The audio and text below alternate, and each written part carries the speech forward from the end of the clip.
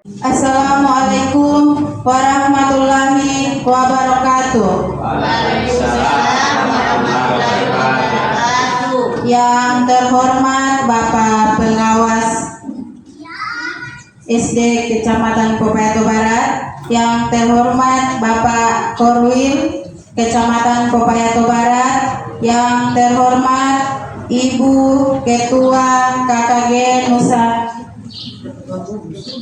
KKG Teratai Indah Gugus 1 Kecamatan Popayato Barat, yang sama kita hormati Ketua KKG Kombel. Langsung kepada Bapak dan Ibu anggota KKG yang kami hormati. Puji syukur sama kita panjatkan kehadirat Allah Subhanahu wa Ta'ala, karena hanya dengan izin dan kuasanya sehingga kita dapat berkumpul di tempat ini dalam rangka melaksanakan kegiatan KKG yang sebulan 2 kali diadakan, yaitu di SDN 04 Popayato Barat. Baiklah, untuk mempersingkat waktu, KKG hari ini Jumat 20 Oktober 2023 akan dimulai dengan susunan acara sebagai berikut. Acara pertama yakni pembukaan dengan melafazkan basmalah. Bismillahirrahmanirrahim. Acara KKG pada hari ini kami buka dengan resmi. Baiklah, kita masuk pada acara yang kedua, yakni pengantar kata. Dalam hal ini akan disampaikan oleh Bapak Ketua Kombel. Saya sebut nama beliau, Bapak Marwan Mohune SPD. Kepada Bapak kami persilakan dengan hormat.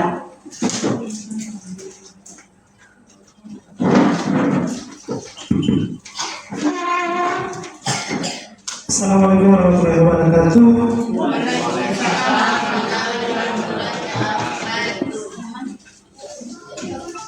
Segala puji bagi Allah, Tuhan yang Maha memberi izin kepada kita telah melaksanakan acara pada pagi menjelang siang hari ini. Bapak Ibu, yang ingin saya sampaikan hanya singkat dulu sebagai pengantar saja. Di sini saya selaku Ketua Kombel untuk Kombel KP3B itu akan melakukan diseminasi budaya positif sebagai salah satu bentuk tugas saya. Tugas modul 1.4 itu kita diharapkan sebagai calon guru penggerak bisa mendiseminasikan budaya positif baik di kelas, dan mudah-mudahan insya Allah akan berdampak sampai di lingkungan sekolah. Dan untuk kegiatan ini pula akan diawali dengan yang pertama, akan diawali saya meminta kesediaan dari Bapak Pengawas untuk bisa memberikan materi sebentar nanti agar kegiatan kita ini tidak sia-sia dan tetap bermanfaat untuk kita semua. Dan saya berharap Bapak Ibu bisa mengambil manfaat dari apa yang akan disampaikan oleh Bapak Pengawas dan akan disampaikan oleh saya sendiri mengenai budaya positif itu sendiri. Demikian, terima kasih. Assalamualaikum warahmatullahi wabarakatuh.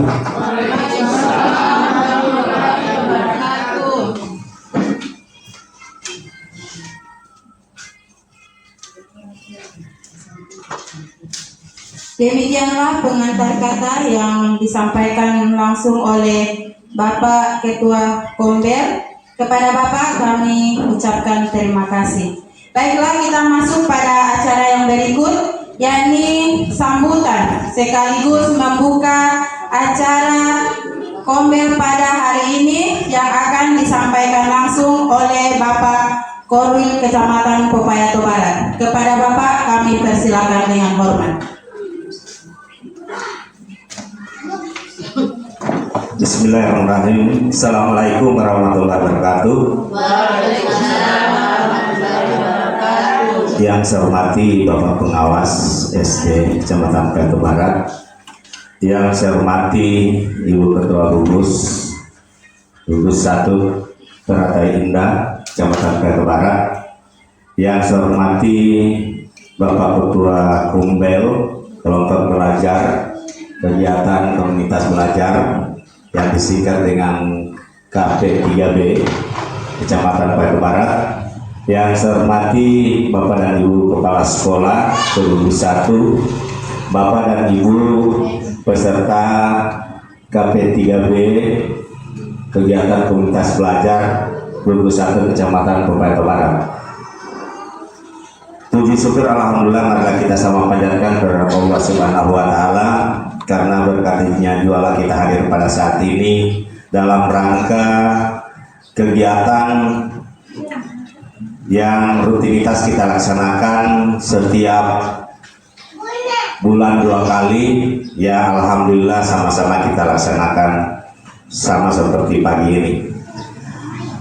Bapak dan Ibu yang saya hormati, kami langsung saja kepada sambutan atau arahan saya pada hari ini. Yang pertama adalah ucapan terima kasih banyak kepada Ibu Kepala Sekolah ke-4 Popayato Barat yang hari ini siap untuk sama-sama bersama kita di dalam kegiatan komunitas belajar Gugus 1. Ini sekali lagi bersama jajarannya kami ucapkan terima kasih banyak. Kemudian yang berikut ucapan terima kasih banyak kepada Bapak Pengawas, ya. Ini hari ini beliau biar semakin jauhnya beliau dari Wagarasi, ini beliau berupaya untuk hadir dalam kegiatan seperti ini. Ini yang perlu kami sampaikan. Sekali lagi kami ucapkan terima kasih banyak. Kemudian yang berikut ucapan terima kasih banyak buat kami kepada Ketua Komunitas Belajar. Ini bersama Ibu Ketua Gugus. Hari ini kegiatan ini insya Allah berlangsung dengan sangat baik dan untuk bermanfaat, karena kegiatan ini berbunyi positif, ya. Ini berbunyi positif, berarti budaya positifnya itu seperti apa? Ini akan ditranslate mungkin oleh 2 pemateri. Yang pertama oleh Bapak Pengawas, kemudian oleh Bapak Ketua Kombel. Ini hari ini yang kita cari itu adalah positifnya, apalagi ini yang menjadi pelaporan oleh Bapak Kombel di dalam aksi nyatanya. Ini yang harus kita perhatikan hari ini. Jangan kita datang saja baru tidak membuahkan hasil untuk kita. Ya, kami mengharapkan dengan sangat kegiatan kita ini kita fokuskan dulu untuk kegiatan yang sangat perlu, apalagi berbunyi budaya positif. Ini kami mengharapkan sekali lagi kepada kita semua sama-sama untuk mendengar dan menganalisa, bahkan mendapat ilmu dari kegiatan ini. Mudah-mudahan besok-besok akan kita implementasikan kepada sekolah kita masing-masing. Kemudian yang berikut penyampaian saya, kami mengharapkan kepada Bapak dan Ibu Kepala Sekolah, ini kegiatan kita ini, ini kami merasa bersyukur ini pada teman kita satu ini, termasuk Bapak Pengawas jauh, alhamdulillah, dengan semangat untuk memberikan yang mereka dapatkan baik dari luar daerah maupun di sini, mereka implementasikan ke kita. Nah ini apalagi ini tentang diseminasi tentang budaya positif. Nah, ini sangat penting karena ini kita guru-guru ini yang berhadapan langsung dengan siswa, antara guru dengan sekolah. Ini ya kami perlu sampaikan. Kemudian yang terakhir, harapan saya kepada kita teman-teman guru bersama kepala sekolah kita sama-sama untuk bahu-membahu dalam rangka melaksanakan kegiatan seperti ini, ya, karena kita tidak mengingat bahwasanya ini cuma kegiatan seperti ini saja. Namun kami harapkan kegiatan ini kok bisa orang lain melaksanakan, kita tidak bisa, sedangkan kita guru sama-sama. Ya, marilah, makanya kami sampaikan, marilah kita sama-sama. Yang kita tidak tahu kegiatan seperti ini perlu kita pertanyakan kepada ketua komunitas belajar atau pengawas yang kita tidak tahu. Dan mungkin ada yang lebih, mungkin akan dipangkas ataupun didefinisi oleh bapak dua yang ada di depan. Mungkin hanya ini yang perlu saya sampaikan. Lebih dan kurangnya kami mohon maaf. Dengan melafazkan basmalah, Bismillahirrahmanirrahim, kegiatan komunitas belajar Guru 1 Teratai Indah, Kecamatan Pepayat Barat, saya buka dengan resmi. Wabillahi taufiq wal hidayah. Assalamualaikum warahmatullahi wabarakatuh. Waalaikumsalam warahmatullahi wabarakatuh. Demikianlah kata sambutan sekaligus membuka acara kombel kita pada siang hari ini. Kepada Bapak kami ucapkan terima kasih. Bapak Ibu KP3B yang kami hormati, baiklah kita masuk pada acara yang berikut, yakni materi yang akan disampaikan langsung oleh Bapak Pengawas. Saya sebut nama beliau Bapak Pahudin. Kepada Bapak kami persilakan dengan hormat. Terima kasih. Assalamualaikum warahmatullahi wabarakatuh. Dan selamat siang. Yang saya hormati Pak Korwil, yang saya hormati Ketua Gugus, Bapak Ibu Kepala Sekolah, Bapaknya tidak ada ya. Yang saya hormati pengurus KP3B Gugus 1, Bapak Ibu guru sekalian yang saya banggakan. Puji syukur dapat jatuhkan kehadirat Allah Subhanahu wa Ta'ala, berkat nikmat, karunia, rahmat, dan inayahnya kita bisa hadir pada hari ini. Semata-mata adalah kemurahan dari Allah Subhanahu wa Ta'ala yang patut kita syukuri. Salawat dan taslim kita haturkan kehadirat Nabi Muhammad SAW. Semoga salawat taslim kita tercurah kepada beliau, keluarganya, para sahabatnya, dan insya Allah tercurah kepada kita sekalian yang hadir pada siang hari ini. Amin. Bapak Ibu yang saya hormati, hari ini melihat kondisi guru-guru yang hadir, itu saya bertanya-tanya, kenapa mereka tidak ada? Benar apa yang disampaikan Pak Korwin, manakala kita tidak punya komitmen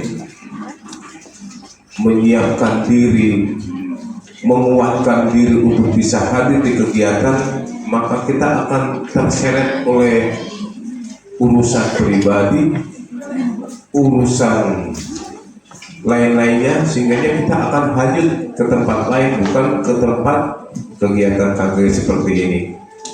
Oleh karena itu, ketika melihat kondisi seperti ini, saya langsung berpikir, upaya apa yang saya harus lakukan agar guru itu bisa hadir semua. Upaya yang pertama, memberikan pemahaman bahwa kegiatan yang kita dengan biasa dengan KKG atau dengan kumpul itu adalah satu kegiatan yang kita akan gunakan untuk peningkatan kompetensi kognitif kita. Yang kedua, peningkatan kepada psikomotor atau keterampilan. Kenapa kita harus hadir? Karena banyak hal-hal yang kita tidak tahu dan kita tidak bisa pecahkan sendiri di rumah, di sekolah. Maka kita butuh satu organisasi kegiatan pembelajaran seperti kumpul seperti ini. Ketika kita tidak paham bagaimana membuat kanvas, kita pikir di rumah sendiri sambil menghayal di lotek, tidak akan muncul tanpa itu. Maka solusinya harus datang di tempat pertemuan. Makanya Assalamualaikum warahmatullahi wabarakatuh. Selamat siang dan salam sejahtera untuk kita semua. Siang hari ini kita melanjutkan kegiatan yang sudah dari tadi pagi kita lakukan. Mohon izin pada Pak Pengawas saya untuk bisa memberikan lanjutan materi saya tentang diseminasi budaya positif sebagai salah satu tugas calon guru penggerak angkatan 9 yang insya Allah juga teman kita akan menyusul di angkatan 10, Ibu Fitri, dan ada 2 orang juga di gugus 2. Semoga lulus dan bisa mengikuti pendidikan guru penggerak. Ya, dengan slogannya bergerak, tergerak, dan menggerakkan. Dengan materi budaya positif. Ya. Untuk budaya positif ini sendiri ada beberapa materi yang akan kita lewati dan yang akan kita ikuti bersama. Yaitu yang pertama, untuk konsep inti budaya positif itu sendiri adalah yang pertama, disiplin positif dan nilai-nilai kebajikan. Yang kedua, motivasi, hukuman, dan penghargaan. Kemudian yang ketiga, keyakinan kelas, kebutuhan dasar manusia, 5 posisi kontrol, dan segitiga restitusi. Ini yang kayaknya ibu-ibu ada kemarin saya bagikan, mungkin ada kebingungan. Kira-kira dari ke-6 materi konsep ini, ada yang mana yang paling menarik kira-kira? Yang di mana yang paling menarik dari ke-6 ini? Yang mana? Dari yang mana? Disiplin positif. Ada yang kedua ya, Ibu Yuyu, motivasi, hukuman, dan penghargaan. Oke. Nah, sebelum memulai, sebelum kita ke materi, saya ini mau di sini atau di sana? Sini saja ya. Atau di sini? Ya, supaya lebih nyaman. Sebelum memulai, ada pertanyaan di sini. Apakah Bapak Ibu setuju bila 1. Pemberian hukuman dapat mendisiplinkan siswa? Setuju atau tidak? Pemberian hukuman, yang pertama dulu, pemberian hukuman dapat mendisiplinkan siswa? Setuju atau tidak? Hah?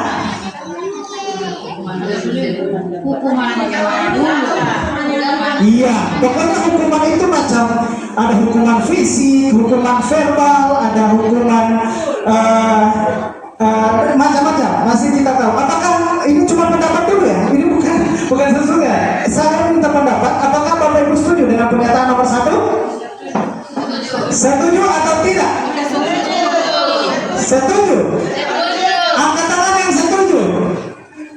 Oke, turunkan. Angkat tangan yang tidak setuju. Yang tidak setuju dan setuju. Oh, ragu-ragu yang lain ya. Oke, ya yang kedua. Iya, nanti sebentar ya. Jadi Bapak Ibu pikir-pikir. Yang kedua, pemberian hadiah meningkatkan prestasi siswa. Setuju? Setuju? Oke, rata-rata bilang setuju. Terima kasih. Nanti kita akan ikuti materinya. Yang ketiga, guru harus mampu memberikan solusi bagi setiap siswa yang bermasalah. Setuju. Oke. Yang keempat, guru berperan sebagai teman bagi siswa. Setuju. Jadi posisi guru sebagai teman, setuju. Oke, setuju. Oke, luar biasa. Baik. Iya. Nah, apakah sebenarnya ini budaya positif itu? Nah, Bapak Ibu, itu diharapkan dapat menarik kesimpulan di akhir pertemuan ini, di akhir materi, tentang apa sebenarnya budaya positif itu. Nah, Ki Hajar Dewantara atau yang biasa kami singkat dengan KHD mengibaratkan guru sama seperti petani yang memiliki peranan penting untuk menjadikan tanamannya tumbuh subur. Anda akan memastikan bahwa tanah tempat tumbuhnya tanaman adalah tanah yang cocok untuk ditanami. Ibarat sekolah, nah kita itu seorang petani dan lahan pertanian itu adalah sekolah. Iya, jadi kita yang bertanggung jawab penuh terhadap hasil itu mau jadi seperti apa, itu tanggung jawab kita.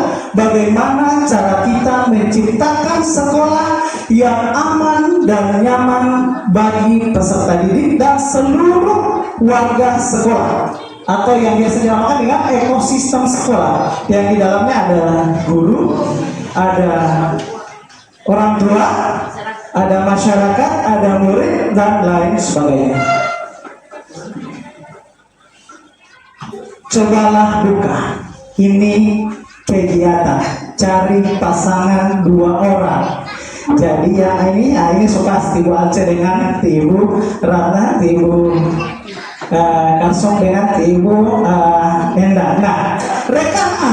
Nah, perhatikan ya, ini adalah gurunya, pemberinya. Rekan A yang satu itu mengepalkan salah satu tangan Anda. Bayangkan bahwa menyimpan sesuatu yang sangat berharga di dalam genggaman itu.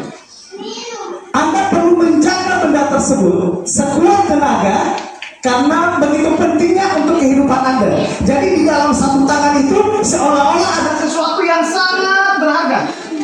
Nah, dan untuk rekan B itu mencoba membuka tangan itu dengan berbagai macam cara. Entah itu dia membujuk, menghardik, mengintimidasi, memarahi, menggoda, menggelitik, bahkan menawari uang agar dia bersedia membuka kepala tangan tersebut. Bisa ya? Paham? Paham ya? Jadi silakan memilih teman. Tentukan siapa yang jadi A dan siapa yang jadi B. Bisa juga gantian. Bisa juga gantian. Bisa ya? Bisa ya? Oke, mulai dari sekarang silakan pilih di teman sebangkunya. Jadi yang satu ini dia mempertahankan kita tidak membuka ini karena ini adalah sesuatu yang sangat berharga. Seolah-olah di sini ini adalah di genggaman ini seolah-olah adalah sesuatu yang sangat berharga, dan temannya yang satu itu berusaha membuka supaya dia entah bagaimanapun caranya dia harus membuka. Itu di tugas B. Bisa? Bisa ya? Saya itu satu. Oke, silakan mulai. Silakan. Saling membuka. Ya, saling membuka. Satu orang yang membuka, satu orang yang menutup. Silakan disepakati. Siapa yang membuka? Misalnya Ibu Aceh yang menutup, Ibu. Coba buka sampai bagaimana? Bisa kalau sudah buka bisa gantian lagi. Jangan berikan kalau memang itu tidak ada orang mau lihat, jangan buka, jangan kasih. Baiklah, buka yang lain. Oke. Ya. Sekarang gantian. Tidak boleh ya? Sekarang gantian. Tidak boleh ya? Oke. Tidak bisa buka. Oke. Nah, ini soalnya yang aku paksa. Ini biar saya paksa ini gitu. Oke. Tepuk tangan dulu untuk kita semua. Nah. Iya, oke. Ada pertanyaan di sini. Apakah Anda atau B membuka kepala tangan Anda? Ada yang membuka? Ada yang membuka? Nah, kalau membuka, kira-kira kenapa dia buka? Oke, terbuka tidak sanggup menahan. Oke. Nah, dan yang B tadi, yang B, apakah Anda atau B menutup kepala tangan Anda? Mengapa alasan tetap menutup? Kan ada yang sampai tidak terbuka kan? Ada alasannya kan? Kenapa tidak terbuka? Hah? Iya, karena sesuatu yang berharga. Bukan tidak? Sama ya? Karena sesuatu yang berharga. Nah, lanjut ke pertanyaan ketiga. Ke pernyataan ketiga, dalam kegiatan ini sesungguhnya siapa yang memegang kendali atau kontrol untuk membuka atau menutup kepala tangan? Siapa? Diri sendiri. Tidak mungkin orang lain. Inilah kontrol yang kita berikan kepada siswa. Nah, tugas kita makanya Ki Hajar Dewantara mengatakan bahwa pendidikan itu dia menuntun, bukan menuntut, ya. Jadi perlu digarisbawahi, menuntun bukan menuntut. Karena yang memegang kontrol diri siswa itu ya siswa sendiri. Kalau orang macam, kalau kita semacam memberikan instruksi kemudian mereka mengikuti, itu seolah-olah diri mereka itu hanya membiarkan bahwa diri mereka dikontrol oleh guru, begitu. Iya. Nah, disiplin positif menurut Dr. William Glasser dalam teori kontrol teori yang kemudian hari berkembang dan dinamakan choice theory atau teori pilihan, meluruskan beberapa miskonsepsi tentang makna kontrol. Yang pertama, ilusi guru mengontrol murid. Itu hanya sebuah ilusi. Pada dasarnya kita tidak dapat memaksa murid untuk berbuat sesuatu jikalau murid tersebut memilih untuk tidak melakukannya. Teori kontrol menyatakan bahwa semua perilaku memiliki tujuan, bahkan terhadap perilaku yang tidak disukai. Itu ilusi guru mengontrol murid. Yang kedua, ilusi bahwa semua penguatan positif, efektif, dan bermanfaat. Jadi tidak semua ya penguatan positif itu efektif dan bermanfaat. Penguatan positif atau bujukan adalah bentuk-bentuk kontrol segala usaha untuk mempengaruhi murid agar mengulangi suatu perilaku tertentu adalah suatu usaha untuk mengontrol murid tersebut. Yang berikut, ilusi bahwa kritik dan membuat orang merasa bersalah dapat menguatkan karakter. Biasanya kan orang kalau ada baku dapat siswa, ada siswa yang melakukan kesalahan, pasti semua bilang, biasanya semua keluar, kamu jadi anak apa di masa depan? Kau tidak berpikir orang tuamu, kau tidak berpikir ini, kau tidak berpikir itu. Otomatis siswa akan merasa bersalah dengan tindakan ini. Semua masuk di restitusi. Tetapi ini kita kembali lagi masih di disiplin positif. Nah, yang berikut ilusi bahwa orang dewasa memiliki hak untuk memaksa. Nah, jadi kita sebagai orang dewasa sebenarnya hanya ilusi gitu. Jadi ketika orang memaksa itu hanya mereka siswa itu karena membiarkan diri mereka dipaksa. Jadi kontrol itu ada di diri mereka sendiri. Banyak orang dewasa yang percaya bahwa mereka memiliki tanggung jawab untuk membuat murid-murid berbuat hal-hal tertentu. Suatu saat pula orang-orang dewasa akan menyadari bahwa perilaku memaksa tidak akan efektif untuk jangka waktu yang panjang. Dan sebuah hubungan permusuhan akan terbentuk. Jadi kalau orang berpaksa terus, lama-lama akan timbul dendam ke murid biasanya. Ini penelitian ya, bukan saya ya. Yang bilang Dr. William Glasser dalam choice theory. Lanjut, stimulus respon dan teori kontrol. Nah, bagaimana seorang bisa berubah dari paradigma stimulus respon kepada pendekatan teori kontrol? Oleh Stephen R. Covey mengatakan bahwa bila kita ingin membuat kemajuan atau kemajuan perlahan, sedikit-sedikit ubahlah sikap atau perilaku Anda. Namun, bila kita ingin memperbaiki cara-cara utama kita, maka kita perlu mengubah kerangka acuan kita. Ubahlah bagaimana Anda melihat dunia, bagaimana Anda berpikir tentang manusia. Ubahlah paradigma Anda, skema pemahaman dan penjelasan aspek-aspek tentang realitas. Jadi butuh perubahan paradigma bahwa siswa adalah objek utama sebagai peningkatan mutu pendidikan. Sudah dia pikir orang, tapi pikir kamari yang sudah menjadi tanggung jawab kita sebagai seorang guru. Nah, perhatikan tabel berikut ini.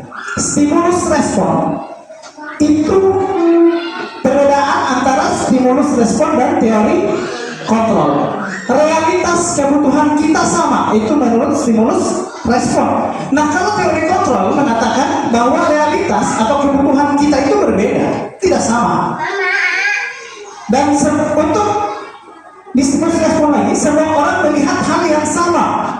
Tetapi di teori kontrol itu setiap orang memiliki gambaran yang berbeda-beda. Dan ini pasti kita sudah tahu, setiap orang punya kemampuan yang berbeda dan punya pandangan yang berbeda. Jangankan orang lain, dengan orang anak saja juga berbeda pandangan. Istri dengan suami pasti berbeda, tidak ada yang sama. Berikut kita mencoba mengubah orang agar orang itu berpandangan dengan kita. Ini stimulus respon. Tapi kalau teori kontrol, tidak, kita berusaha memahami pandangan orang lain tentang dunia. Jadi kita tidak memaksakan orang itu harus berpandangan sama dengan kita, tetapi kita mempelajari bagaimana orang itu dari cara pandang dia, bukan dari cara pandang kita. Perilaku buruk dilihat sebagai suatu kesalahan. Perilaku buruk dilihat sebagai suatu kesalahan. Tetapi di teori kontrol, semua perilaku memiliki tujuan. Misalnya ada anak yang nakal sekali. Nah, kalau di stimulus respon pasti itu salah ini, kesalahan ini. Tetapi di teori itu tidak. Kalau dia berpikir begitu pasti ada alasan. Orang mau cari tahu siapa dia berpikir begini. Bila perlu, masalahnya diidentifikasi sampai ke orang tua. Seperti itu. Orang lain bisa mengontrol saya. Ini stimulus respon. Kalau teori hanya Anda yang bisa mengontrol diri Anda sendiri. Saya bisa mengontrol orang lain, itu di stimulus. Tapi di teori kontrol Anda tidak bisa mengontrol orang lain.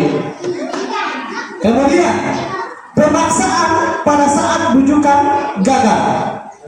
Teori kontrol, kolaborasi dan konsensus menciptakan pilihan-pilihan baru. Model berpikir menang kalah. Ini masih stimulus kan? Respon kalah, kita menang. Oh, kita dapat poling kanan. Nah, di teori kontrol berpikir menang.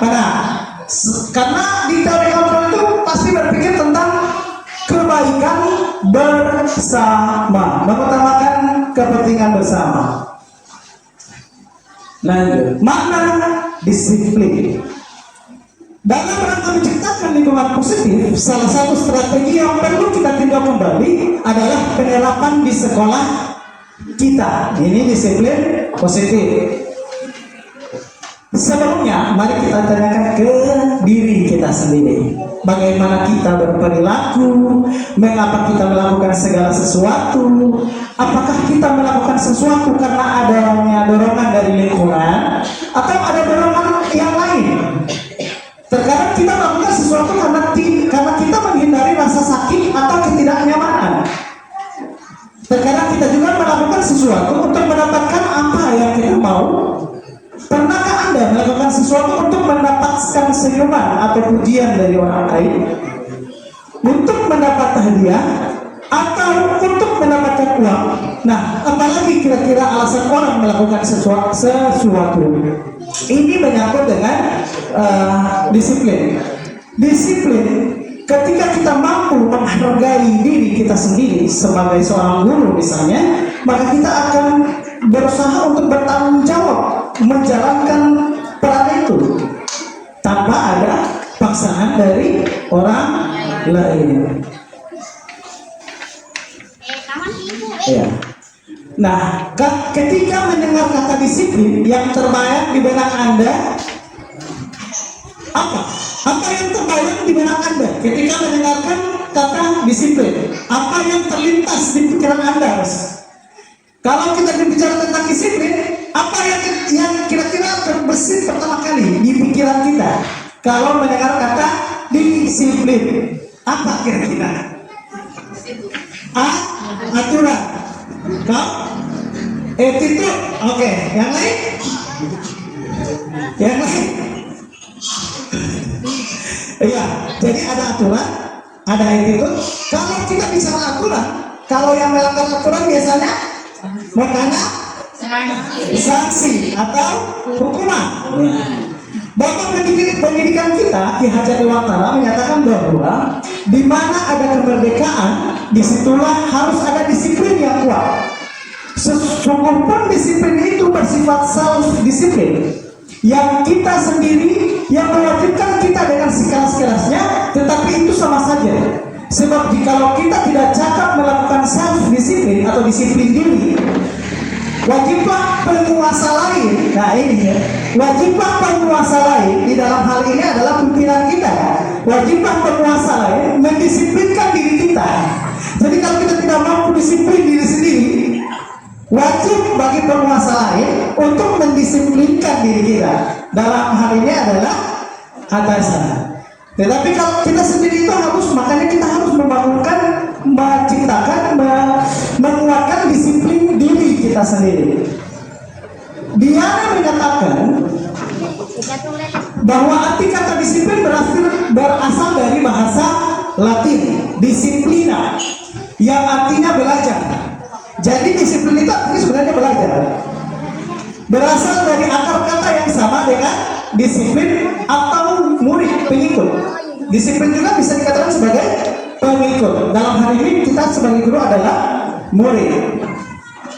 Dengan kata lain, seorang yang memiliki disiplin diri berarti mereka bisa bertanggung jawab terhadap apa yang dilakukannya, karena mereka merasa tindakan mereka pada nilai-nilai kebajikan universal. Nah, kita semua masuk di kebajikan, nilai-nilai kebajikan universal. Dalam hal ini, Ki Hajar mengatakan pertanggungjawaban itulah selalu menjadi sisihannya hak atau kewajiban dari seseorang yang pegang kekuasaan atau pimpinan pada umumnya. Adapun artinya tidak lain ialah orang tadi harus mempertanggungjawabkan dirinya serta tertibnya laku diri dari segala hak dan kewajibannya. Sebagai pendidik, tujuan kita adalah menciptakan anak-anak yang memiliki disiplin diri sehingga mereka bisa berperilaku dengan mengacu pada nilai-nilai kebijakan universal dan memiliki motivasi intrinsik bukan ekstrinsik. Biar mau bergabung, kalau orang Gorontalo bilang mau gabung mau suruh ini tidak mau jadi kalau cuma dorongan dari luar, tidak seperti dorongan dari dalam. Seperti saya kasih contoh saya sendiri ya, saya kasih contoh. Ketika saya datang terlambat, hobi sekali datang terlambat, kasihan pimpinan biar mau bilang bagaimana kalau tidak ada dia kesadaran dari diri sendiri, maka sia-sia. Makanya harus menimbulkan disiplin diri terlebih dahulu. Nah, nilai kebijakan universal, Bapak Ibu sudah tahu ya, ini kalau model gambar seperti ini pasti apa? Ya, profil pelajar Pancasila. Nah, dari disiplin-disiplin itu muncullah dan berefek pada nilai-nilai kebijakan universal.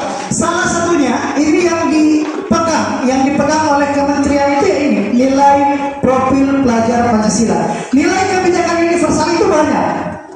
Misalnya keselamatan, kesehatan, kekeluargaan, keamanan, itu nilai. Tetapi Kemendikbudristek itu menetapkan untuk kita sendiri sebagai pendidik itu ada nilai profil pelajar Pancasila. Yang pertama apa? Beriman dan bertakwa pada Tuhan Yang Maha Esa, berkebinekaan global, bergotong royong, kreatif, bernalar kritis dan mandiri. Nilai-nilai inilah yang lahir dari disiplin positif.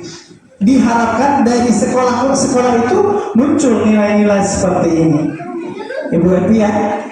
Oke. Semangat. Nah, motivasi perilaku manusia. Sebelum masuk ke sini, orang bisa mau ice breaking dulu, karena saya lihat jangan loyo. Mau jam dulu. Oke, saya mohon dengan sangat bapak ibu-ibu bisa berdiri. Kita melakukan ice breaking. Iya, singkat saja. Hanya singkat.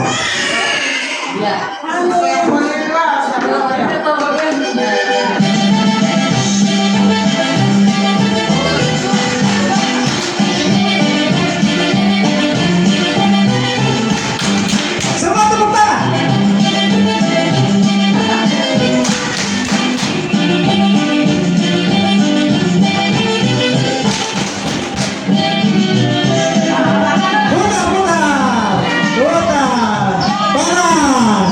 Panas. Oke, putar lagi. Iya, supaya hilang mengantuk. Putar lagi. Oke. Wah.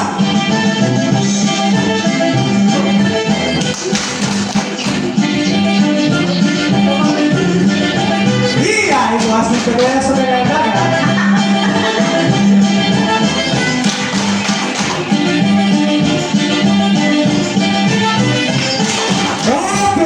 Terima kasih. Tepuk tangan dulu untuk kita semua. Iya, soalnya sudah tadi ada yang sedekah.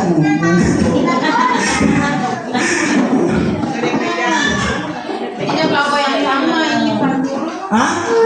Tunggu. Saling kira bago yang ulang, bago yang ulang. Oke, kita lanjut ya. Motivasi perilaku manusia. Jadi seseorang berperilaku pasti punya alasan, pasti punya motivasi. Tidak mungkin dia berperilaku tidak ada motivasi. Yang pertama, untuk menghindari ketidaknyamanan atau hukuman. Misalnya, kita mau datang capat supaya telepon kita mendapat marah. Biasanya saya berdiri, saya pakai sesuatu ini saya berdiri bukan orang lain. Kita mau datang capat kita mau mengajar betul-betul supaya orang lihat kamar kita begini. Untuk menghindari ketidaknyamanan. Misalnya kita mau datang menjadi begini di sekolah supaya orang melihat kamar kita begini ya. Nah, contoh ini ya, contoh kali, contohnya saya sendiri. Yang kedua, untuk mendapatkan imbalan atau penghargaan dari orang lain. Nah, ada juga yang berperilaku karena dia suka mendapat imbalan atau penghargaan, reward. Dan biasanya penghargaan ini lebih ke pengakuan. Misalnya kita baik ini terus supaya orang melihat kamari kita begini ya, itu biasanya. Biasanya juga untuk mendapatkan imbalan. Saya sendiri begitu. Tamu pakai materi di sana mau tanya dulu berapa DP per jam, bakal per jam. Itu contoh. Yang ketiga, berikut. Untuk menjadi orang yang mereka inginkan dan menghargai diri sendiri dengan nilai-nilai yang mereka percaya. Jadi mereka ini yang ketiga. Jadi kira-kira saudara berpikir orang masuk di yang mana ini? Kira-kira orang masuk di yang mana? Yang ketiga ini untuk menjadi orang yang mereka inginkan dan menghargai diri sendiri dengan nilai-nilai yang mereka percaya. Misalnya, saya melakukan mau datang pagi tiap hari itu bukan karena paksaan, tapi memang saya sadar bahwa saya adalah sebagai seorang guru dan mampu memberikan teladan, harus menjadi teladan kepada siswa. Itu dari nilai yang ketiga. Nah, bisa pikir-pikir ya, kalau masuk di mana, begitu. Jadi, ya, Ibu Rata tadi maksudnya ketiga ya. Oke, rata-rata orang menginginkan pasti yang ketiga. karena bisa menghargai diri sendiri dan nilai-nilai yang kita percaya. Nah, berikan pendapat Bapak Ibu. Sekali lagi, berikan pendapat Bapak Ibu tentang kasus berikut ini. Saya bacakan ya. Berikan pendapat tentang kasus berikut ini. Iva kurang menguasai pelajaran matematika, sehingga pada saat pelajaran tersebut berlangsung, dia lebih banyak berdiam diri atau menggambar di buku pelajarannya. Pada saat guru matematikanya, Pak Seno, menanyakan pertanyaan ke Iva, menjadi gugup.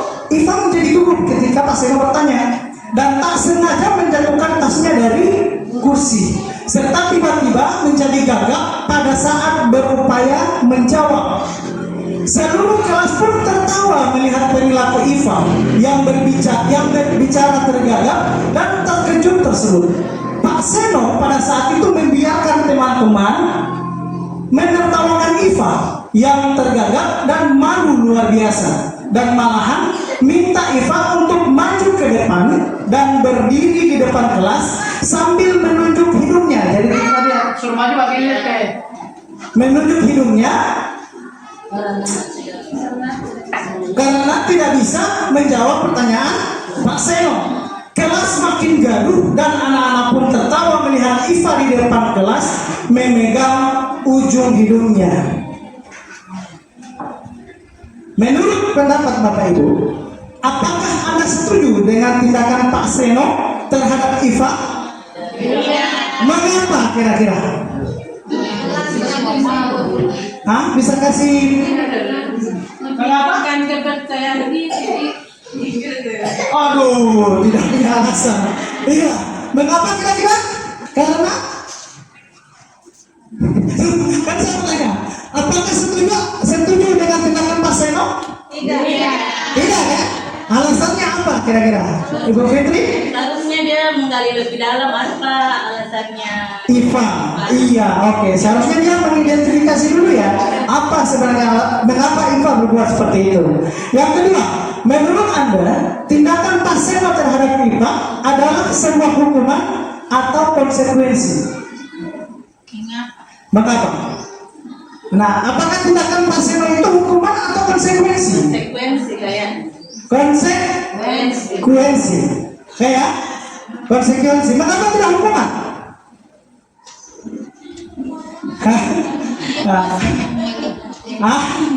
Apa Ibu Dati? Sudah lupa ini namanya. Atau sudah lupa apa akademik? Gara-gara apa akademik sudah lupa menjawab. Oke, jadi tindakan tadi adalah konsekuensi menurut Ibu? Ibu? Fitri. Oke. Iya, kita simpan dulu ya.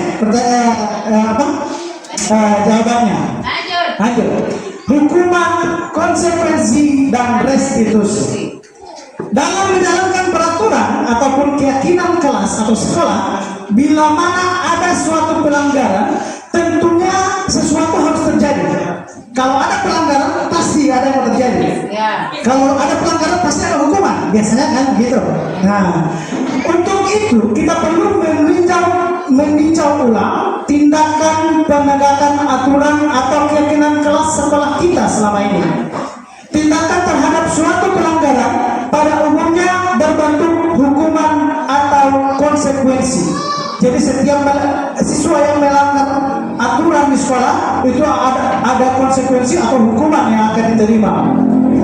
Nah, restitusi hadir dengan solusi yang terbaik.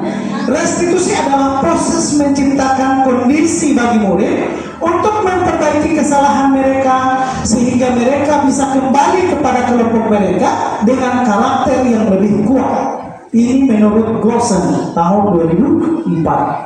Restitusi juga merupakan proses kolaboratif yang mengajarkan murid untuk mencari solusi dari setiap masalah mereka dan membantu murid berpikir tentang orang seperti apa yang mereka inginkan dan bagaimana mereka harus memperlakukan orang lain. Ini menurut Charles Gosen tahun 1990. Nah, kita lihat apa perbedaan hukuman konsekuensi, dan restitusi. Ada identitas gagal, ada identitas sukses. Identitas gagal, identitas sukses ini artinya yang dirasakan oleh siswa. Hukuman sesuatu yang menyakitkan harus terjadi. Ini hukuman. Kalau konsekuensi sesuatu harus terjadi. Kalau restitusi merupakan pilihan. Jadi tidak ada hukuman, tidak ada konsekuensi di restitusi. Nah, identitas gagal ini, jadi identitas gagal itu hukuman, identitas sukses itu konsekuensi dan restitusi. Tidak nyaman untuk murid, anak untuk jangka panjang itu hukuman. Nah, kalau konsekuensi tidak nyaman untuk murid dalam jangka waktu yang pendek. Kalau restitusi menguatkan untuk murid anak dalam jangka waktu yang panjang. Jadi menguatkan. Berikut, hukuman korban mendapatkan keadilan. Ini hukuman. Kalau dikonsekuensi, korban bisa diabaikan. Kalau restitusi, korban mendapatkan ganti. Nanti akan ada ilustrasi yang bisa saya share nanti setelah kegiatan. Murid anak akan tersakiti di hukuman. Kalau di konsekuensi, murid anak dibuat tidak nyaman. Itu konsekuensi, membuat anak itu tidak nyaman dengan perkataan misalnya, dengan apa yang kita lakukan misalnya. Kalau di restitusi, murid mendapatkan penguatan. Di hukuman, perilaku pasif agresif meningkat. Di konsekuensi, penguatan hanya bertahan dalam jangka waktu yang pendek. Tetapi di restitusi, masalah terpecahkan. Nanti saya juga akan menampilkan video tentang ilustrasi bagaimana restitusi itu. Sistem tidak akan berjalan bila murid tidak takut. Memerlukan monitoring dan supervisi terus-menerus dari guru. Ini konsekuensi. Tetapi kalau restitusi, murid belajar bertanggung jawab untuk perilakunya. Nah, dari ketiga ini, kira-kira menurut Bapak dan Ibu, yang mana kira-kira cocok digunakan di dalam kelas atau di sekolah kita? Restitusi. Karena restitusi memberikan solusi tanpa masalah. Bukan bagi ya, bukan pegadaian ya, memberikan solusi tanpa masalah. Budak ya, yang baru dari Bobaya tuh pelunasan. Oke, lanjut. Ada beberapa, memang banyak perbedaan dari ketiga hal ini, hukuman, konsekuensi, restitusi. Memang banyak perbedaan dan banyak juga guru-guru yang memilih restitusi sebagai solusinya. Kita mencontoh di baris kolom nomor 4. Peraturannya, nah ini hukumannya. Biasanya guru begini. Peraturannya adalah kamu harus begini. Ini kata-kata orang yang saya kata-kata guru yang kalau ingin memberikan hukuman. Di konsekuensi, guru akan bertanya, apa peraturannya? Mampukah kamu melakukannya? Terima kasih. Kalau di restitusi, apa yang kamu yakini? Yang diyakini ini adalah nilai-nilai itu sendiri, nilai-nilai keyakinan kelas. Apa yang bisa kamu lakukan untuk memperbaiki masalah ini? Jadi siswa akan diusahakan untuk bisa berpikir sendiri tentang solusi, tetapi dengan pendampingan ya, bukan melapas begitu, tetap melakukan pendampingan. Ini masih sama dengan yang tadi. Oke. Hukuman berdasarkan bagian di atas, maka kita bisa menyimpulkan hukuman bersifat tidak terencana dan tidak terencana atau tiba-tiba. Biasanya kan begitu. Ada siswa yang panjat misalnya, atau ada siswa yang melakukan dengan orang tua karena terlalu emosi, hukuman tiba-tiba. Tidak boleh langsung main. Itu secara tiba-tiba, itu hukuman. Nah, dan murid tidak tahu apa yang akan yang tidak dilibatkan. Hukuman bersifat satu arah. Ini ya perbedaannya. Hukuman bersifat satu arah dari pihak guru yang memberikan dan murid hanya menerima hukuman tanpa melalui kesepakatan atau pengarahan dari pihak guru baik sebelum atau sesudahnya. Sementara disiplin dalam bentuk konsekuensi sudah terencana atau sudah disepakati, sudah dibahas, sudah disetujui oleh murid dan guru. Umumnya bentuk-bentuk konsekuensi dibuat oleh pihak guru dan murid sudah mengetahui sebelumnya konsekuensi yang akan diterima. Jadi konsekuensi itu yang menyusun adalah guru, dan guru akan menyampaikan kepada siswa bahwa ketika kalian melanggar ini konsekuensinya ini. Itu perbedaan hukuman dan konsekuensi. Dan konsekuensi akan membuat murid tetap dibuat tidak nyaman untuk jangka waktu pendek. Nah, kita menjawab pertanyaan.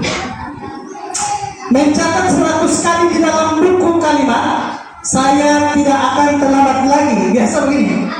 Orang mau suruh tulis orang, kalau ada yang terlambat, suka terlambat, mau suruh tulis. Besok anak tulis kamar 10 lembar, saya tidak akan terlambat lagi. Kita lagi tuh lah. Nah, karena terlambat ke sekolah, hukuman atau konsekuensi? Hah? Konsekuensi. Kita lihat jawabannya. Iya, benar. Jawabannya adalah sanksi atau konsekuensi. Berikut.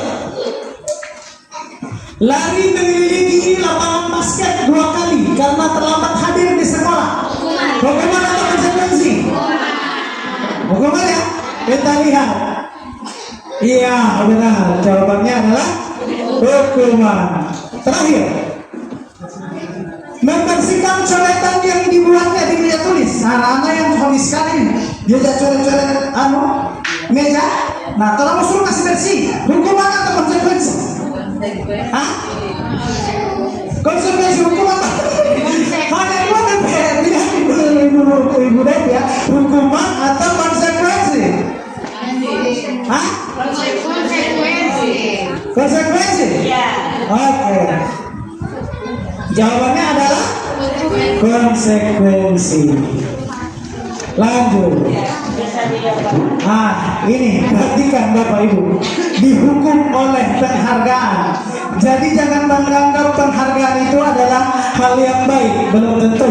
Menurut Alif Korn, Punish by Rewards tahun 1993, menemukan baik penghargaan maupun hukuman adalah cara-cara mengontrol perilaku seseorang yang menghancurkan potensi untuk pembelajaran yang sesungguhnya. Menurut Korn, secara ideal tindakan belajar itu sendiri adalah penghargaan sesungguhnya. Jadi belajar itu adalah penghargaan yang sesungguhnya dibanding dengan anak mau dapat ini ya, anak mau dapat ini ya. Ini kita lihat ilustrasi ini. Pengaruh jangka berikut ini merupakan beberapa pernyataan yang dikemukakan oleh Korn, yaitu pengaruh jangka pandang, jangka pendek, dan jangka panjang. Penghargaan efektif jika kita menginginkan seseorang melakukan sesuatu yang kita inginkan dalam jangka waktu yang pendek. Penghargaan efektif kalau dalam jangka waktu yang pendek. Penghargaan tidak efektif. Suatu penghargaan adalah suatu benda atau peristiwa yang diinginkan yang dibuat dengan persyaratan hanya jika Anda melakukan hal ini maka Anda akan mendapatkan penghargaan yang Anda inginkan. Contoh, sertifikasi. Sertifikasi itu penghargaan kepada orang sebagai guru, bukan guru biasa, guru profesional. Guru profesional itu penghargaan. Jangan melakukan ini, dia tidak efektif penghargaan itu ketika orang melakukannya hanya ingin mendapatkan penghargaan. Cuma gara-gara tunjangan orang ngomong aja. Mudah-mudahan di sini tidak ada. Amin. Amin. Oke, lanjut. Penghargaan merusak hubungan. Perhatikan, ketika seseorang diberi penghargaan atau dipuji di depan orang banyak, maka yang lain akan merasa iri. Dan sebagian dari mereka akan tidak menyukai orang yang mendapatkan penghargaan tersebut. Iya kan? Oke, berarti benar. Lanjut, penghargaan mengurangi ketepatan. Anak-anak yang mendapatkan permen ini, jawabannya banyak yang tidak tepat dibandingkan anak-anak yang hanya diberitahu jawabannya benar. Contoh, misalnya orang karena menghargai anak yang tidak tahu ini arti, jadi orang kasih dia.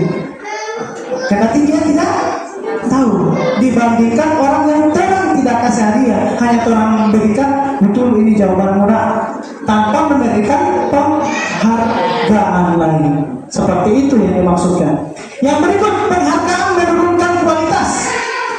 Penghargaan efektif jika kita menginginkan seseorang melakukan sesuatu yang kita inginkan hanya dalam jangka waktu yang pendek. Sama. Penghargaan, aku bersama. Iya, penghargaan menurunkan kualitas. Pengamatan dilakukan pada kelompok mahasiswa yang sedang kerja praktik di sebuah surat kabar universitas. Saat itu mereka sedang belajar menuliskan sebuah artikel tentang sebuah judul berita utama. Jadi mahasiswa yang selama itu lama-lama dalam punya kreativitas, dalam punya kualitas menulis berita itu menurun dibandingkan dengan mahasiswa yang baru masuk tapi terus mengasah dalam punya kualitas. Itu menurunkan kualitas. Penghargaan mematikan kreativitas. Murid-murid diminta berpikir mengenai hadiah. Nah ini, saya sering sekali memberikan hadiah ke murid. Murid-murid diminta berpikir untuk mengenai hadiah atau penghargaan yang mereka bisa dapatkan bila berhasil menulis puisi. Contohnya, memberikan bintang. Permen itu dalam tertulis di sini. Ya, kreativitas kelompok murid-murid ini menjadi berkurang dibandingkan dengan yang tidak diberitahukan tentang hadiah yang akan mereka terima. Jadi mereka yang akan lebih kreatif. Terakhir, penghargaan menghukum. Berarti sekali-kali nih, penghargaan itu hanya menghukum. Kita lihat pernyataan, penghargaan menghukum. Mereka yang tidak mendapatkan penghargaan, misalnya dalam sistem ranking, makanya di ke-13 kemarin yang suka saya hilang.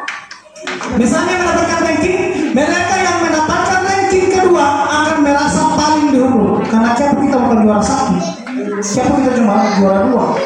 Kita suka kita juara satu. Atau siapa bukan kita yang tidak dapat kamar di atas mendapatkan ranking, akan timbul perasaan-perasaan seperti itu. Motivasi dari dalam diri. Saat seorang anak belajar untuk pertama kali menggabungkan huruf-huruf dan kata-kata serta menyadari bahwa ia dapat membaca, timbul pijar dari matanya dan sebuah senyuman di wajahnya. Anak tersebut begitu gembira bahwa ia telah mempelajari dan menguasai suatu keterampilan baru. Kesadaran akan kemampuannya bahwa dia sudah dapat membaca, sesungguhnya itu adalah sebuah penghargaan dari orang yang tidak tahu membaca. Jadi membaca itu adalah sebuah penghargaan tanpa iming-iming tambahan. Itu sudah penghargaan.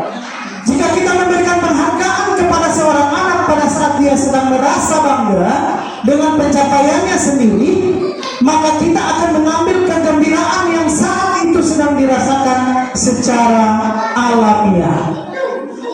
Keyakinan kelas, ini materi yang berikut. Mengapa keyakinan kelas? Bukan peraturan saja. Ada pertanyaan lagi, tolong dijawab. Mengapa keyakinan kelas? Mengapa tidak peraturan kelas saja? Ini yang banyak pertanyaan di benak guru-guru. Nah, untuk menjawab pertanyaan di atas, Bapak Ibu saya mintakan pendapat untuk menjawab dua pertanyaan di bawahnya. Mengapa kita memiliki peraturan tentang penggunaan helm pada saat mengendarai kendaraan motor, kendaraan roda 2? Singkatnya, kenapa kita harus memakai helm saat naik motor? Aman. Kecelakaan terlindungi, berarti keselamatan. Itu nilainya ya. Alasan keselamatan. Yang kedua, mengapa kita memiliki peraturan tentang penggunaan masker dan mencuci tangan setiap saat corona ini? Kenapa kita harus pakai masker? Kenapa kita harus mencuci tangan? Supaya terhindar dari penyakit atau virus. Berarti alasannya, nilainya adalah kesehatan. Nah, nilai-nilai inilah yang akan dibuat, yang akan diyakini sebagai keyakinan kelas. Jadi keyakinan kelas itu berangkat dari nilai, bukan dari peraturan. Seseorang akan lebih tergerak dan bersemangat untuk menjalankan keyakinannya daripada hanya sekedar mengikuti serangkaian peraturan tertulis tanpa makna. Kalau macam orang bilang ini peraturan dibuat untuk dilanggar. Contoh, kalau ada yang naik motor biasanya tidak pakai helm, cilaka dia. Apakah dia masih sama dengan cilaka kan? Dia selamat, kecelakaannya selamat. Apakah dia mau naik motor pulang masih tidak pakai helm? Tidak mau. Pasti dia mau pakai helm. Dia akan berubah karena dia sudah yakin mau pakai helm itu untuk keselamatan.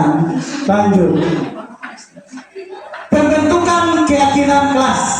Kita akan membuat keyakinan, kalau saya keyakinan kelas kita semua. Nah, kalau kita di Kombel, maka kita akan membuat keyakinan komunitas belajar. Kita lihat dulu, keyakinan kelas bersifat lebih abstrak daripada peraturan yang lebih rinci dan konkret. Keyakinan kelas berupa pernyataan universal. Pernyataan keyakinan kelas senantiasa dibuat dalam bentuk positif.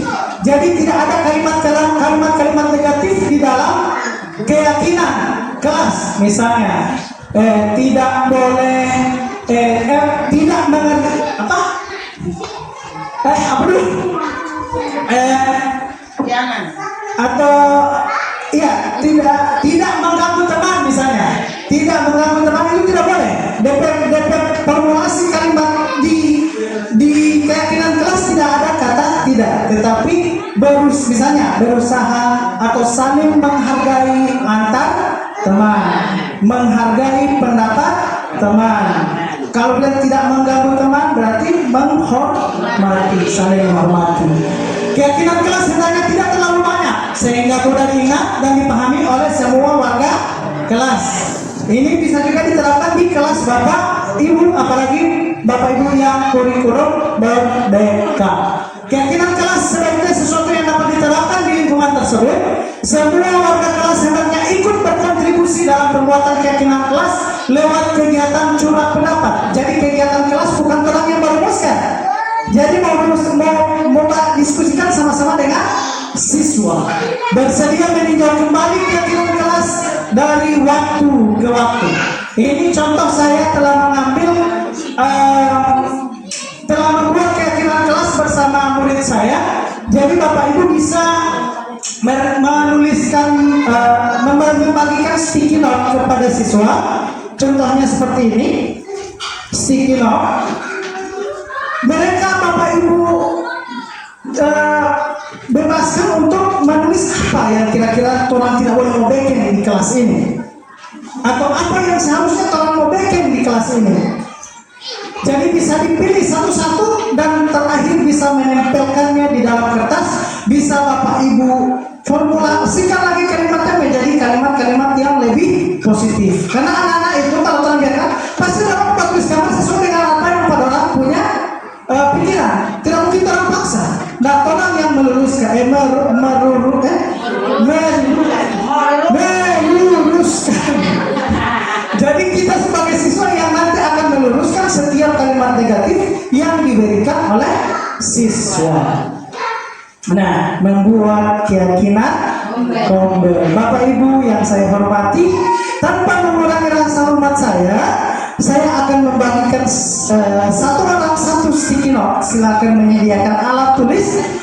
Kira-kira apa yang orang mau bikin dan orang yakini di dalam misalnya ini datang tepat waktu, misalnya mengikuti materi dengan baik, misalnya ini ya. Saya tidak mau bilang apa misalnya. Nah, setelah Bapak Ibu menuliskan, jangan lupa tulis nama. Bapak Ibu akan menempelkan di karton sebelah kanan Bapak Ibu sesuai dengan urutannya.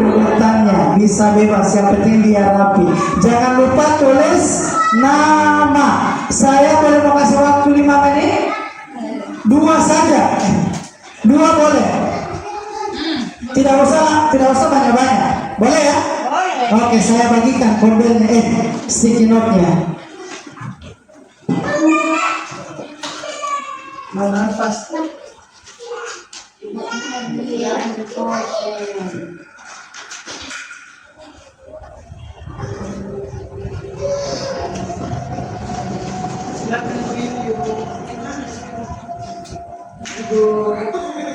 Dua saja, 2 boleh. Atau yang dia cuma 1 boleh. Yang penting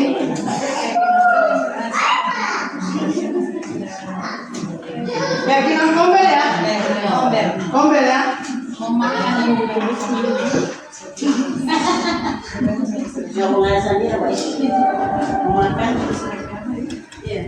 Jangan lupa tulis nama.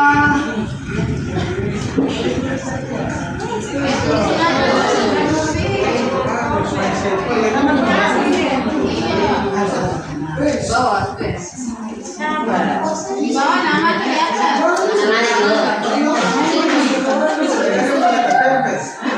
Dia mutar warna-warni juga ya. Wah, Iya, warna kuning ini. ayo. Boleh pakainya. Yang boleh yang mau pakai 2 kertas boleh. Satu kertas satu kalau boleh. Ini kenapa? Apa yang sama ya?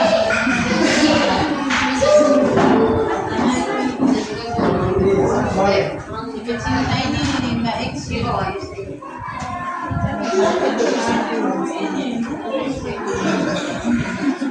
Mama lagi juga ya. Sudah dulu Tambah P ya.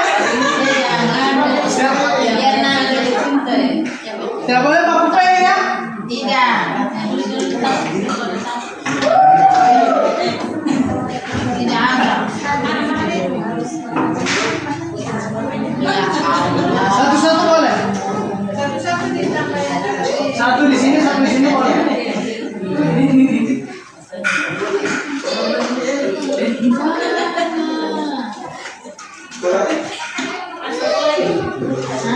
Jangan lupa tulis nama. Nanti akan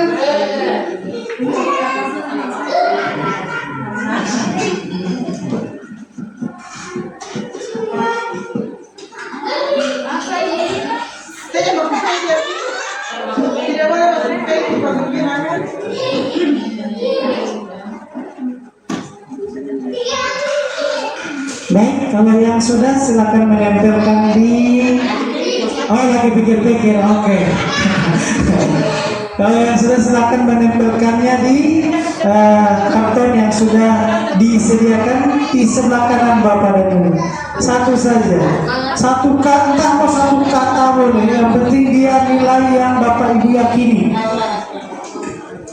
yang bisa membuat, dan tentu saja keyakinan ini yang harus kita sadari dan yang harus kita lakukan ketika kegiatan kombel ini. So ada DP surat, oh berarti so siap-siap apa keyakinan kelas itu orang.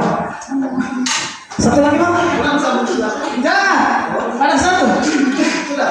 Sudah, silakan. Di sini apa? Di sini apa?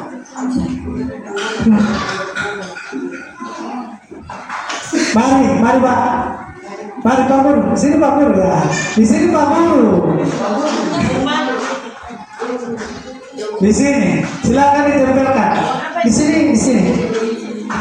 Silakan ditempelkan. Bisa menurut warna. Iya, Pak Ramdan sudah selesai.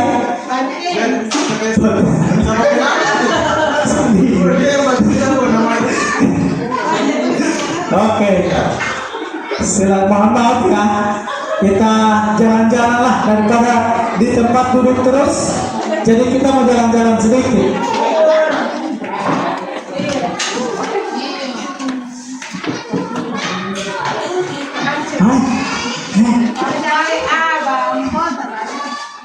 Ya, sudah.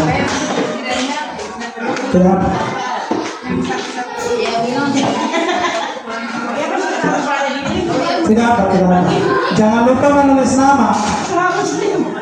Iya. Iya, di tempat biasa saja. Foto dulu. Ganti. Ada.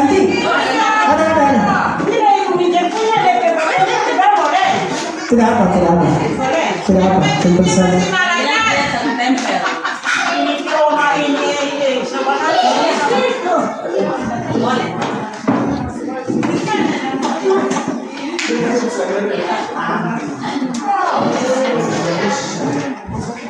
Iya, pastikan itu adalah yang apa yang Bapak Ibu tulis adalah sebuah keyakinan dan yang harus kita lakukan. Walaupun yang lain pakai nama orang lain.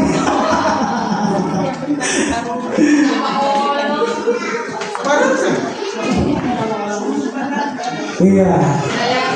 Terima kasih saya sampaikan kepada ibu yang telah menuliskan keyakinan keyakinan kondel kita. Iya.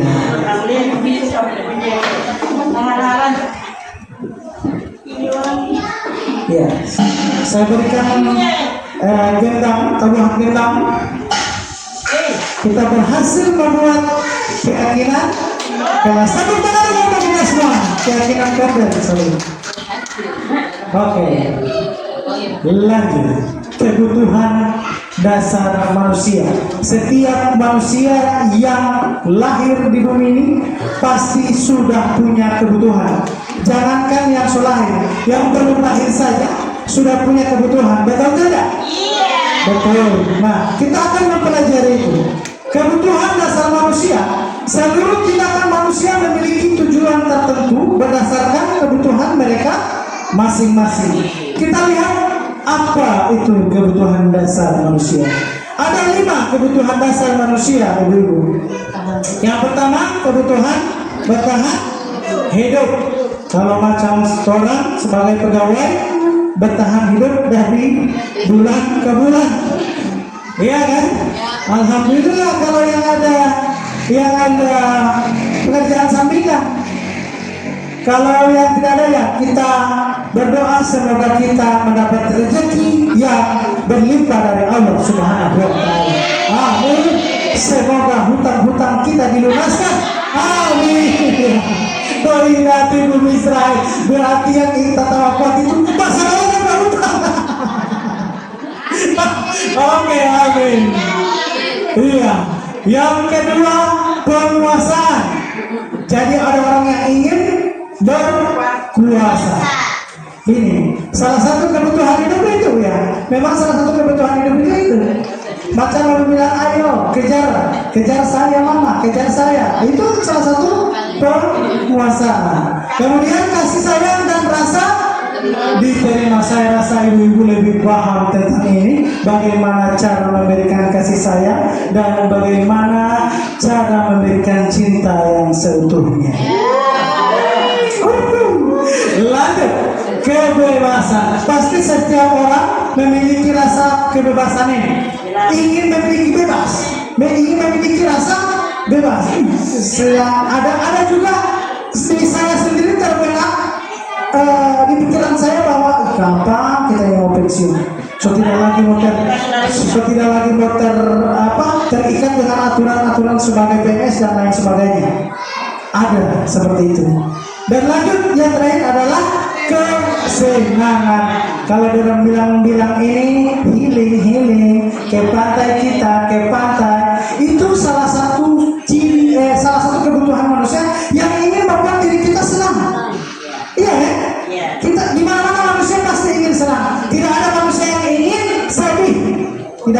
Atau tidak ada manusia yang ingin susah, semua ingin senang. Itulah 5 kebutuhan dasar. Nah, ini adalah 5 posisi kontrol. 5 posisi kontrol ini ada guru. 5 posisi kontrol guru sebagai penghukum, sebagai pembuat merasa bersalah. Biasanya ya, kalau saya sendiri ada masih bersikap sebagai penghukum. Nanti setelah menyimak video ini Bapak Ibu akan merasakan bahwa saya sudah di posisi mana. Saya putarkan videonya, silakan menyimak. Oke. Sambil menonton video, silakan Bapak Ibu ingin minum, silakan. Salam bahagia Ibu dan Bapak guru hebat. Dalam penerapan disiplin positif restitusi, salah satu program yang dikembangkan adalah 5 posisi kontrol. 5 posisi kontrol dalam restitusi adalah proses perjalanan seorang pendidik agar dapat mengenali dirinya. Ya, tujuannya adalah supaya kita bisa mengenali diri kita itu seperti apa. Posisi kontrol yang dikembangkan oleh Diane Dawson dan contoh penerapannya.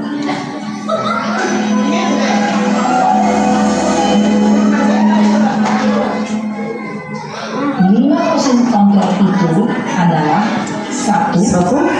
Posisi penghukum, 2. Posisi pembuat merasa bersalah, 3. posisi teman. Ada pertanyaan pertama yang muncul. Posisi pemantau atau monitor, dan 5. Posisi manajer. Untuk lebih memahami kelima posisi tersebut, mari kita saksikan kasusnya. Ada kasus yang terlambat hadir. siswa ini yang terlambat hadir ke sekolah. Posisi Tidak akan ada kasus dalam menghadapi masalah tersebut. posisi penghukum.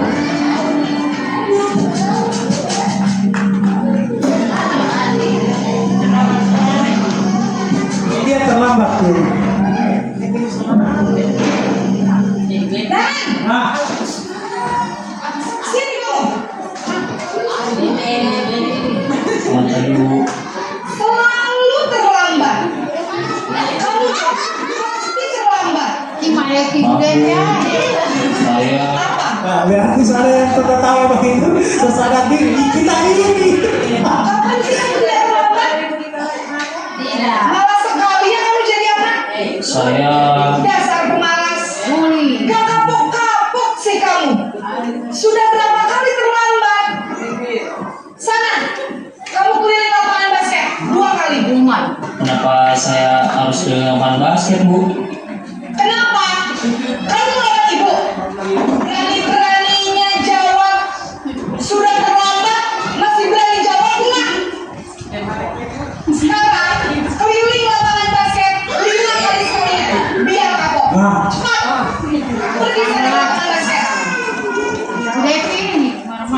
Posisi penghukum biasanya berbicara dengan nada tinggi, menghardik, menunjuk-nunjuk, menyakiti, dan menyindir. Hukuman bisa berupa fisik maupun psikis. Ibu dan Bapak guru hebat, dampak yang terjadi pada murid ini dampaknya. ketika pada posisi penghukum adalah Murid menjadi penentang, berontak, tidak menyukai guru atau mata pelajaran yang jauh. Sekarang yang kedua, posisi membuat merasa bersalah.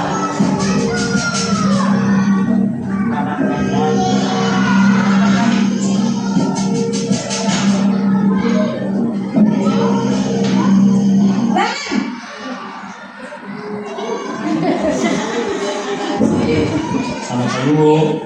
Naren. Kamu kenapa terlambat lagi, nak? Itu intonasi sudah berubah. Kamu senang ya bikin ibu susah ya? Kalau kamu terlambat lagi, nanti ibu yang ditegur bapak kepala sekolah, nak. Disangka ibu tidak bisa membina kamu. Duh, gimana ini? Maaf, Bu. Duh, Gusti Naren. Kamu suka ya kalau ibu tegur bapak kepala sekolah? Terus, sekarang ibu harus tulis apa yang di buku absen? Ini kamu sudah sering terlambat loh. Ibu harus apa Maaf Bu, maaf sekali. Ya sudah, lain kali jangan bikin ibu susah lagi ya nak ya. Ibu tidak akan kuat lagi kalau kamu begini terus. Bisa jantungan kalau ibu tegur bapak kepala sekolah. Sana cepat kelas. Maaf ya Bu, maaf sekali. Tuhan, Posisi pembuat rasa bersalah berbicara dengan nada tenang, cenderung lembut. Membuat rasa bersalah. Kata yang diutarakan membuat murid merasa menjadi orang yang gagal, memandang buruk dirinya sendiri, merasa tidak berharga, dan tidak sanggup membahagiakan orang lain. Ketika guru mengambil posisi pembuat rasa bersalah, murid akan menganggap dirinya yang bersalah dan ia akan menyimpan emosi tersebut di dalam dirinya. Ini posisi teman yang Bapak Ibu bilang tadi boleh. Oke, kita lihat.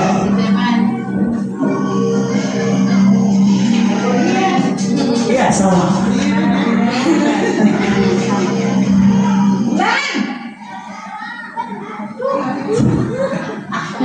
Irara. Bu, Wah, sudah jam berapa ini nak? Terlambat lagi ya sayang. iya Bu, Sebagai teman. Bu saya lupa bangunkan saya Bu. Kamu malah menyalahkan ibu kamu. Kamu bukannya anak yang larinya paling kencang. Kok terlambat sih? Iya Bu, saya memang terlambat bangun tadi. Jadi biarpun saya lari kencang, tetap nggak tersinjar Bu. Ya sudah sana. Nanti lain kali larinya lebih kencang lagi ya. Biar gak terlambat lagi. Bikin senang ibu. Demi ibu. Bisa kan? Bisa lah Bu. Ya sudah sana. Ini memang kalau batawan lagi. Absen kamu. Kamu ini ada saja. Rayu Jo. Dalam posisi teman, guru berbicara dengan nada Suatu guru akan ramah di posisi. cenderung bersenggah gurau untuk menjaga suasana tetap santai. Murid akan merasa senang, aman, Akrab dengan guru itu sebagai teman. identitas yang tercipta adalah identitas sukses atau berhasil. Namun, perlu diingat, karena ini masih dorongan Ini dampaknya. maka Murid akan tergantung pada satu orang guru. kepada orang tertentu. Murid tidak mandiri dan tidak bisa berpikir untuk diri sendiri. Biasanya yang dia mau dengar juga ya guru yang tahu tentang dia itu. Biasanya begitu. Lebih dampak. Saja, Itu namun hanya kepada orang-orang tertentu saja yang dianggap sebagai teman. Ini posisi pemantau atau monitor. Demotenara nanti.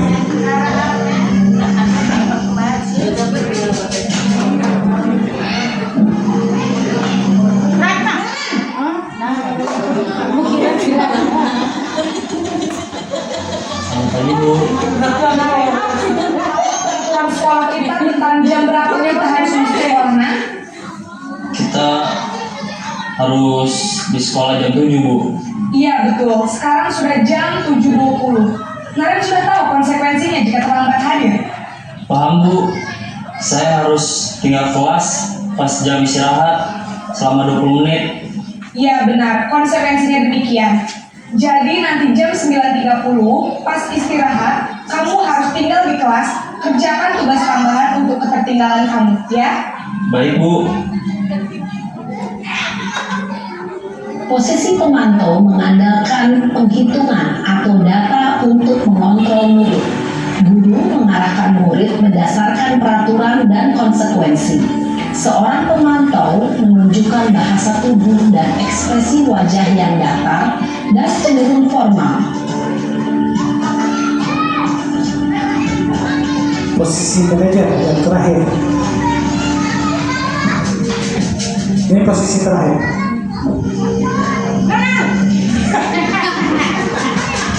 Tenang.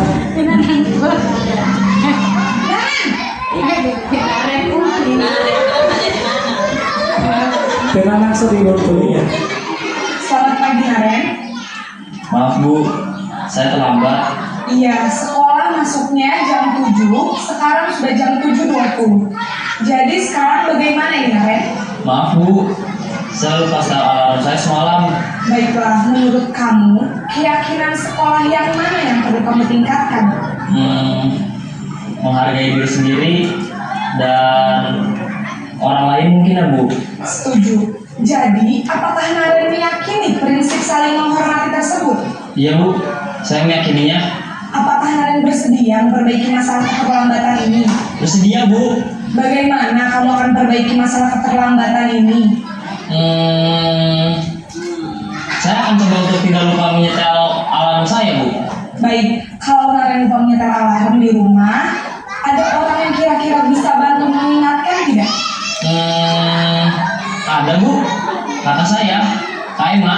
Ada lagi selain Kak Emma? Selain Kak Emma, ada ibu saya. Baik, jadi yang mengingatkan Naren adalah Kak Emma dan ibu kamu ya? Kira-kira akan mulai set alarm kapan nih Naren? Setelah pulang sekolah, akan segera saya lakukan. Baik, jadi Naren akan setel alarm untuk bangun besok pagi dan akan diingatkan oleh kakak dan ibunda Naren ya. Ada lagi yang mungkin perlu dilakukan Naren agar tidak terlambat bangun lagi? Tidak ada, Bu. Baik Naren, terima kasih untuk kerjasama kamu. Sekarang kamu perlu kembali ke kelas untuk belajar. Baik, Bu. Terima kasih. Iya, tadi Posisi manajer adalah posisi kontrol yang disarankan untuk membimbing murid memiliki sikap disiplin yang positif, yaitu murid yang mandiri, bertanggung jawab, dan dapat memecahkan masalah. Tujuan dari posisi ini adalah agar murid dapat berefleksi atas tindakannya. Guru akan dengan tulus memberikan pertanyaan-pertanyaan bermakna, sehingga membuat murid dapat belajar dari kesalahannya dan mencari sebuah solusi untuk menyelesaikannya.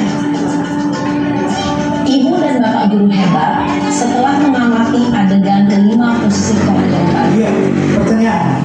Kira-kira posisi mana yang paling ideal? Hah? Manajer ya? Yang terlihat restitusinya di mana? Ya? Manajer. Jadi Bapak Ibu bisa merasakan sendiri, Bapak Ibu sudah berada di level mana? Di posisi mana? Masih penghukum kah? Masih pembuat merasa bersalah kah? Ya Tuhan, ngana terus. Oke, kita lanjut.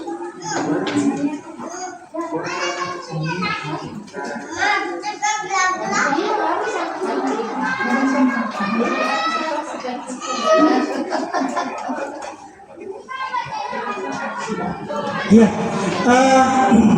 tentu saja tadi itu adalah posisi kontrol yang berhubungan dengan restitusi. Nah, sekarang kita akan ke segitiga restitusi. Bagaimana mau menjalankan segitiga restitusi itu? Nah, tahap di segitiga restitusi itu ada 3. Namanya segitiga kan? Jadi ada 3. Yang pertama, menstabilkan identitas. Jadi jangan langsung menjudge ketika ada siswa yang salah. Stabilkan dulu DP identitas. Iya, misalnya ada orang yang melakukan kesalahan, ada orang yang menggara orang tua, DP orang tua dia gara dia nabas langsung. Ketika dia datang diperiksa, jangan langsung bilang jangan. Lalu semua orang berhak untuk mempertahankan kehormatannya, karena kehormatannya gitu. Ini mengolok-olok nama orang tua itu kan kehormatan juga, itu harus dibela. Jadi tidak langsung menjudge orang bahwa ini salah, tidak boleh apa gitu. Jadi kemudian validasi tindakan yang salah. Nanti kalau sudah stabil identitas, baru orang boleh kira-kira salah tidak perlu yang kamu lakukan ke si dia misalnya. Lanjut, yang terakhir adalah menanyakan keyakinan. Kira-kira dari kesalahanmu tadi, keyakinan apa yang perlu kita jaga, atau keyakinan apa yang perlu kita tingkatkan setelah berhasil membuat keyakinan kelas. Begitu juga keyakinan kombel. Nah, pertanyaannya, ketika kombel kita guru yang bermasalah, siapa yang mau bertanya? Dan tidak mungkin saya. Karena kita sama-sama posisi. Iya. Nanti dikembalikan lagi kepada diri sendiri dan kepala satuan pendidikan masing-masing. Oke, ini dia tadi menstabilkan identitas, validasi tindakan yang salah, dan menanyakan dengan teori kontrol menyatakan bahwa kita pada dasarnya termotivasi secara internal. Ketika identitas sukses telah tercapai di langkah 1 dan 2, maka anak akan siap untuk dihubungkan dengan nilai-nilai yang dia percaya. Nah, mari kita simak sedikit video ini, video terakhir. Bagaimana saya melakukan restitusi di kelas saya dengan 2 kasus yang berbeda. Yaitu kita lihat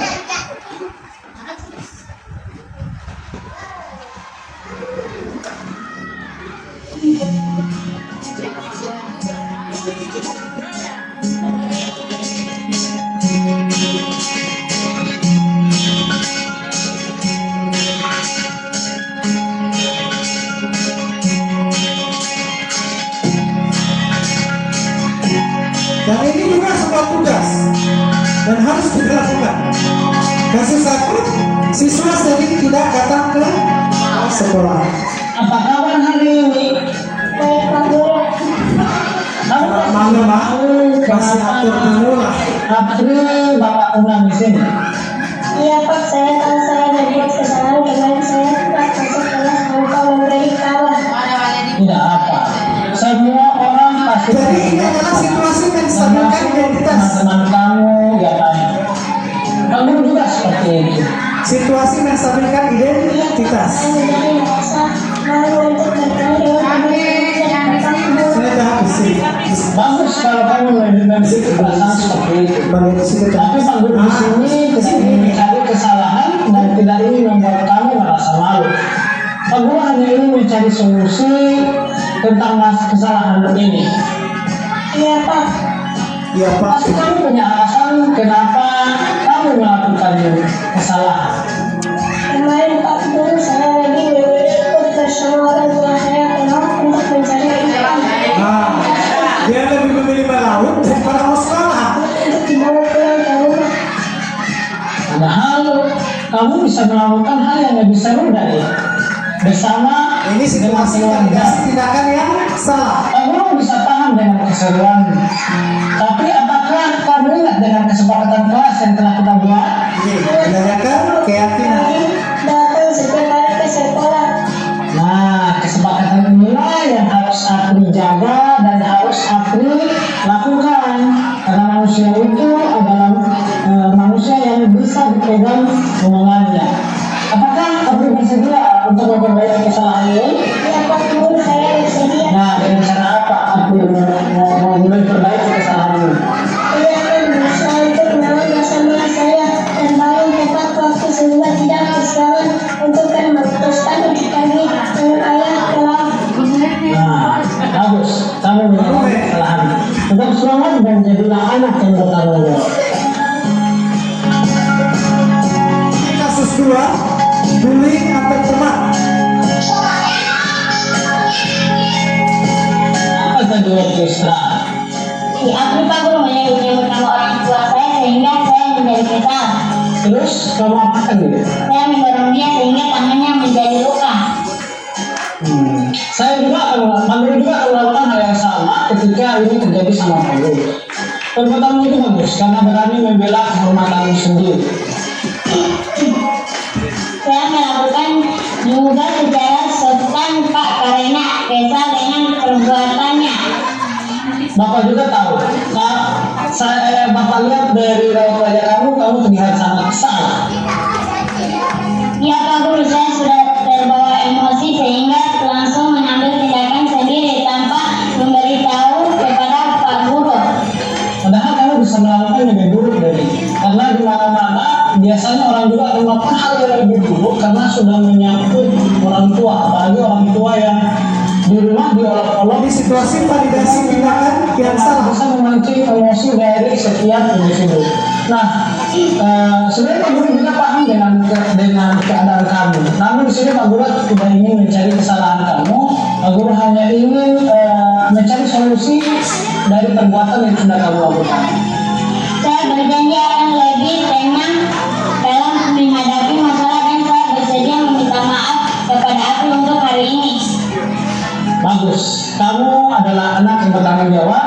Apakah kamu masih ingat dengan keyakinan kelas kita? Iya, tetap harus merayakan keyakinan. Teman harus saling menghormati dan menyayangi, tidak bisa saling menyakiti. Bagus, ternyata kamu masih ingat dengan keyakinan kelas kita. Nah, setelah dari sini, jangan lupa untuk melakukan hal yang tadi kamu bilang. Minta maaf kepada April dan bersikap lebih tenang. Bisa ya? Baik Pak Guru, terima kasih, saya permisi dulu. Iya. Kita tadi sudah salah ya? Mari kita tidak kembali pertanyaan. Bagaimana hukuman dapat mendisiplinkan siswa? Setuju atau? Tidak setuju ya? Iya. Yang berikut, pemberian hadiah meningkatkan prestasi siswa. Hah? Tidak setuju ya? Iya. Karena penghargaan seringkali menghukum dan memberikan intimidasi kepada anak yang lain yang tidak berprestasi. Yang ketiga, guru harus mampu memberikan solusi setiap siswa yang bermasalah. Setuju? Tidak setuju. Hah? Tidak setuju? Oke, iya. Lanjut. Yang terakhir, guru berperan sebagai teman bagi siswa. Setuju. Hah? Tadi terkait dengan 5 posisi kontrol ini. Tadi terkait dengan 5 posisi kontrol. Oke, masih ada yang setuju. Ada juga yang sudah berubah menjadi posisi manajer. Iya. Oke, demikian pemaparan dari saya. Semoga apa yang saya sampaikan bisa bermanfaat buat Bapak dan Ibu. Terima kasih dan membangun, ini quotes dari saya, membangun budaya positif hendaklah mulai dari diri sendiri. Terima kasih. Assalamualaikum warahmatullahi wabarakatuh.